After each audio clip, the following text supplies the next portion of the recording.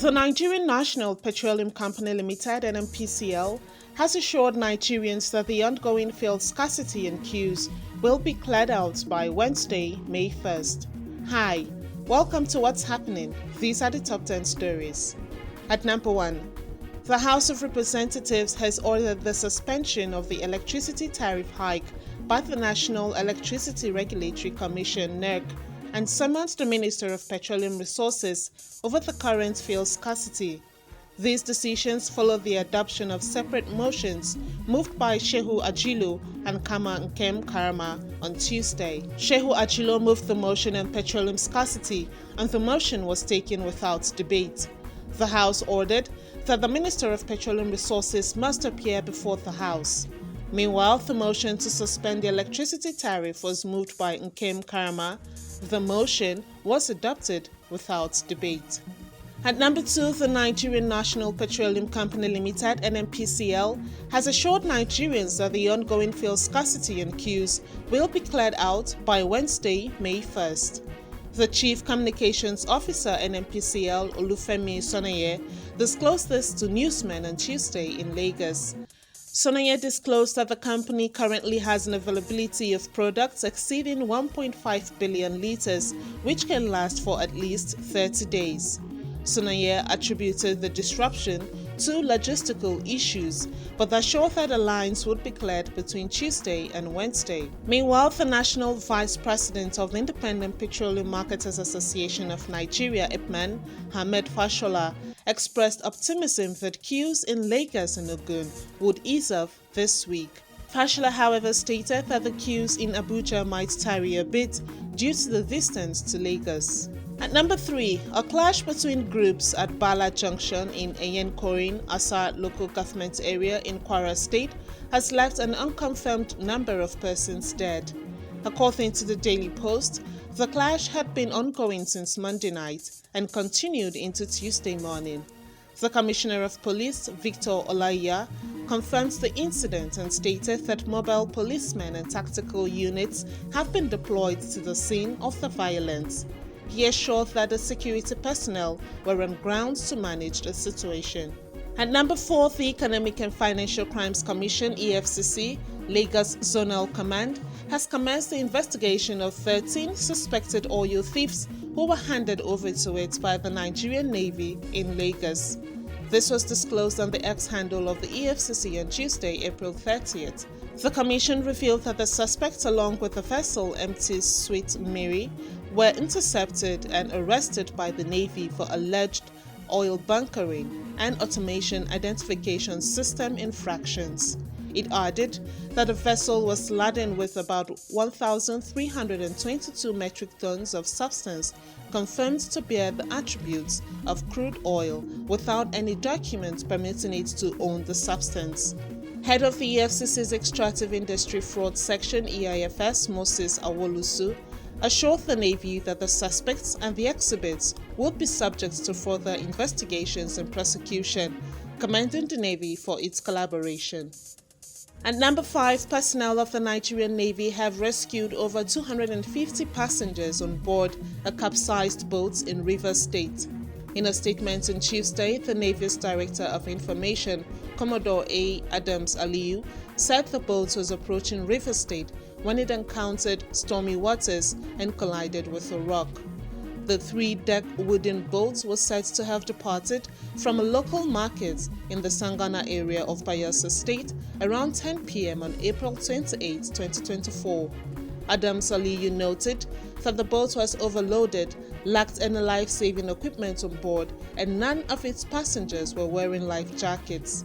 He noted that no lives were lost in the incident due to the prompt response of its personnel.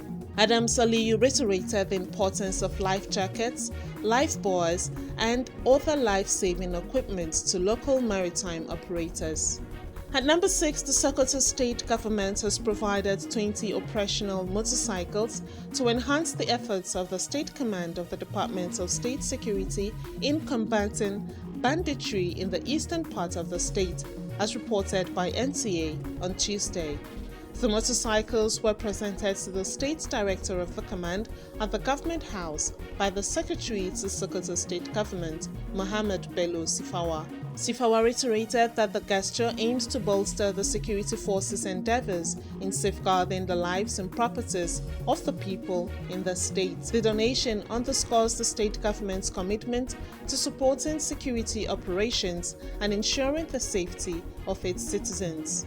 At number 7, troops of 6th Brigade, Sector 3 of Operation Wellstroke have cleared a terrorist camp, rescued kidnapped victims and recovered a significant amount of arms and ammunition. This is contained in a statement released in Jalingo on Tuesday and signed by the Acting Assistant Director, 6th Brigade, Army Public Relations Lieutenant Oni Olubondunde. The operations, conducted between April 27th to 29th, 2024, led to the recovery of one AK-47 magazine with 10 rounds of 7.62mm special ammunition. The statement added that troops from the 93 Battalion Subsector 3B of Operation Wellstroke, stationed at Fikiu on April 29, 2024, swiftly responded to reports of suspected terrorists firing sporadically in the Pukun area of Fikiu in the Osa local government area and engaged them with superior firepower, forcing them to retreat. Oni added that troops arrested a suspected kidnapper and recovered one AK-47 rifle. He added that the Nigerian army remains resolute in its efforts to rid the region of criminal elements and restore peace and stability.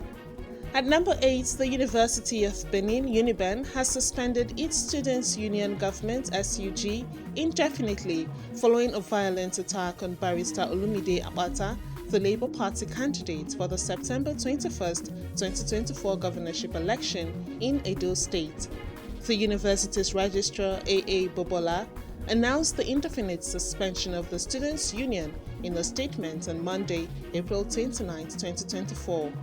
Daily Post reports that Abata was attacked by suspected political thugs at the university's senior staff club on April 12, 2024. The incident occurred when the SUG president led some students to invade the venue of an interactive session, demanding a halt to the event. The statement disclosed that the university management set up a panel to investigate the incident, which led to the suspension of the Students' Union and the formation of a caretaker committee to coordinate students' activities during the period of suspension. At number 9, Chiamaka Nnadozie has been crowned the best goalkeeper in the French D1 Akema Women's League, becoming the first African, particularly Nigerian, to win the individual accolade. Her outstanding performance this season, including saving 7 penalties, the highest in Europe, has cemented her status as one of the best goalkeepers in the world. Paris Football Club president Pierre Perassi said Nnadozie deserved to win the award. Despite interest from other clubs, Perassi has expressed his desire to retain Nnadozie, praising her exceptional performance not only in penalty saves but also in other aspects of her game. Finally, at number 10, a man with a sword has been arrested following reported stabbings and attacks on police officers in East London. The Metropolitan Police received reports of a vehicle being driven into a house in Hainault around 7 o'clock a.m. There were reports of people being stabbed during the incident in Torilo Gardens area, including 2 police officers. Shadow Secretary of State for Health and Social Care and MP for Ilford North, West Streeton, confirms the arrest of the 36-year-old suspect, adding that the police are not looking for anyone else in connection with the incident. In a similar vein, 4 law enforcement officers were shot dead and 4 others wounded while serving a warrant in Charlotte, North Carolina. The officers, part of a U.S. Marshals Service-led task force, were serving a warrant against a felon wanted for illegally possessing a firearm when the gunfire erupted. The incident involved the standoff with at least 1 suspected attacker found dead in the front yard of a barricaded home. 2 armed suspects were reportedly involved in the assault, making it one of the deadliest attacks on U.S. law enforcement in decades. That's it on what's happening. You can join the conversation on our website at www.rootstv.ng. Follow us on social media at Roots TV and subscribe to our YouTube channel at Roots TV Nigeria. Thank you for watching. I am Frances Oti.